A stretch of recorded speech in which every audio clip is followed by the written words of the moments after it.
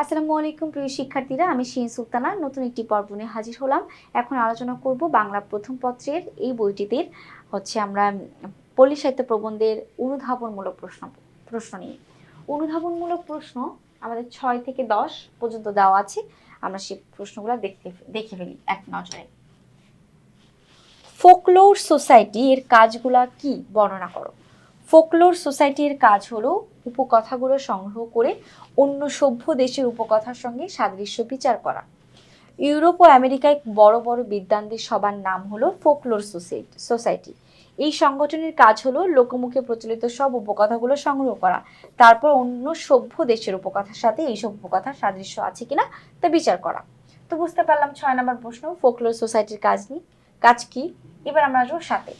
ঠাকুমার ঝুলি বা ঠাকুরদার থলে যথেষ্ট নয় কেন। দেখো, ঠাকুমার ঝুলি বা ঠাকুরদার থলে এগুলো রচনা করেছেন শ্রীযুক্ত দক্ষিণা রঞ্জন মিত্র মজুমদার। তো তিনি, এটা আমাদের গ্রামের বা পল্লী সাহিত্যের এক অমূল্য সম্পদ, ঠিক আছে, উপকথা বা রূপকথাগুলা, কিন্তু এটাই যথেষ্ট নয়। এর বাইরেও আমাদের অনেক উপকথা রূপকথা আছে যেগুলো আমাদেরকে টিকিয়ে রাখা প্রয়োজন। তো এখন ঠাকুমার ঝুলি বা ঠাকুমার থলে এই দুইটি গ্রন্থের বাইরে আমাদের গ্রাম বাংলার রূপকথা উপকথার অজস্র উপাদান ছড়িয়ে ছিটিয়ে রয়েছে বলে লেখক এই দুটি গ্রন্থকে বাংলা সাহিত্যের জন্য যথেষ্ট নয় বলেছেন।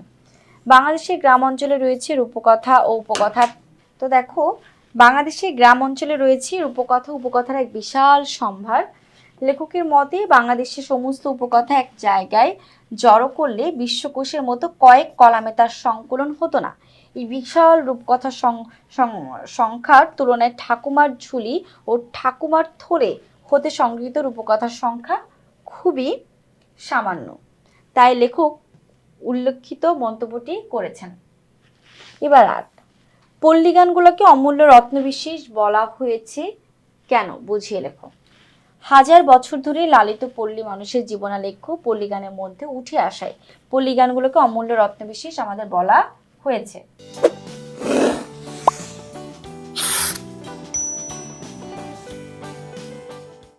গ্রামীণ বা পল্লী জীবনের সাথে সম্পর্কিত গানগুলো বহুকাল ধরে মানুষের মুখে মুখে ছড়িয়ে আছে। গানগুলোর কথায় ও সুরে কত ছন্দ, কত আনন্দ, কত দুঃখ বেদনা যে জড়িত তার শেষ নাই। পল্লী প্রকৃতি ও গ্রামীণ জীবন এবং জীবন অভিজ্ঞতার এক বিশাল সমাহার এই গানগুলো, যার মধ্যে জারি সারি, বাউল, কীর্তন, পাটিয়ালি, রাখালি, মারফতি, কবি গান, মুর্শিদি ইত্যাদি বৈচিত্র্য গান অন্তর্ভুক্ত রয়েছে। এমন বৈচিত্র্যপূর্ণ সঙ্গীত ভাণ্ডার সারা পৃথিবীতে খুঁজে পাওয়া সত্যিই দুষ্কর। তাই পল্লী গানগুলোকে অমূল্য রত্ন বলা হয়েছে। এবার আমরা আলোচনা করব 9 নম্বর প্রশ্ন। ছড়া সাহিত্যকে সরস প্রাণী জীবন্ত বলা হয়েছে কেন, ব্যাখ্যা করো।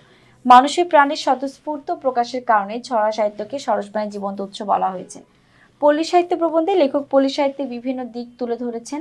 সেগুলোর মধ্যে ছড়া অন্যতম একটি। একসময় খেলার ছলে আনন্দের শিশুরা বিভিন্ন ছড়া কাটত, মায়েরা ছড়া কেটে সুরে সন্তানদের ঘুম পাড়াতো। মানুষ তখন প্রাণোচ্ছল ছিল, কিন্তু বর্তমানে অভাব অনটন দুঃখ দৈন্য মানুষের প্রাণে সুখ নেই। তাই এগুলো ছিল মানুষের সহজ প্রাণের স্বাভাবিক বহিঃপ্রকাশ। এই কারণে লেখক ছড়া সাহিত্যকে সরস প্রাণের জীবন্ত উৎস বলেছেন। এবার আমরা যাব 10 নম্বর প্রশ্ন, যেটা আমাদের এই পল্লী সাহিত্য প্রবন্ধের শেষ প্রশ্ন। দেখো, পল্লী সাহিত্যে সংরক্ষণ করা প্রয়োজন কেন, ব্যাখ্যা করো। অতীতের সঙ্গে মানুষের নিবিড় সম্বন্ধের যোগসূত্র খুঁজে পাওয়ার জন্য পল্লী সাহিত্যকে সংরক্ষণ করা আমাদের একান্ত প্রয়োজন। পল্লী সাহিত্যগুলো বাংলা সাহিত্যের অমূল্য সম্পদ। পল্লীর ঘাটে মাঠে, পল্লীর আলো বাতাসে, পল্লীর প্রত্যেক পরতে পরতে এই সাহিত্য আমাদের ছড়িয়ে আছে। জাতির পুরনো ইতিহাসের অনেক গোপন বিষয় এই সাহিত্যের মাঝে খুঁজে পাওয়া যায়। অথচ সময় ও রুচি পরিবর্তনের ফলে পল্লী সাহিত্য অনূদিত হয়ে বিলীন হতে চলেছে। তাই এগুলো ধ্বংস হলে অতীত ঐতিহ্যের স্মৃতি লোপ পাবে। তাই এগুলোকে উদ্ধার করে সংরক্ষণ করা প্রয়োজন। আর সাহিত্য সংরক্ষণ করতে হলে আমাদের এগিয়ে আসতে হবে খুব দ্রুত। তো পল্লী সাহিত্য নিয়ে আমরা অনেক বিষয় নিয়ে আলোচনা করলাম। আমাদের ইজি বাংলা বইটিতে পল্লী সাহিত্য প্রবন্ধটিকে খুব সুন্দর করে সহজ ভাষায় তোমাদের মাঝখানে সাজিয়ে ধরা হয়েছে। আশা করছি তোমরা সকলে বুঝতে পেরেছ। তো আজকে এই পর্যন্তই। পরবর্তী পর্ব নিয়ে খুব দ্রুতই হাজির হব। সবাই ভালো থেকো, সুস্থ থেকো। আল্লাহ হাফিজ। আসসালামু আলাইকুম।